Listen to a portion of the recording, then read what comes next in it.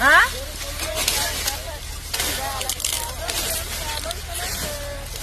शाळेत टाकायचं ना मावशी, हॉस्टेल आहे ना मुलांचं, त्याचं कशाला वाटवं करतो?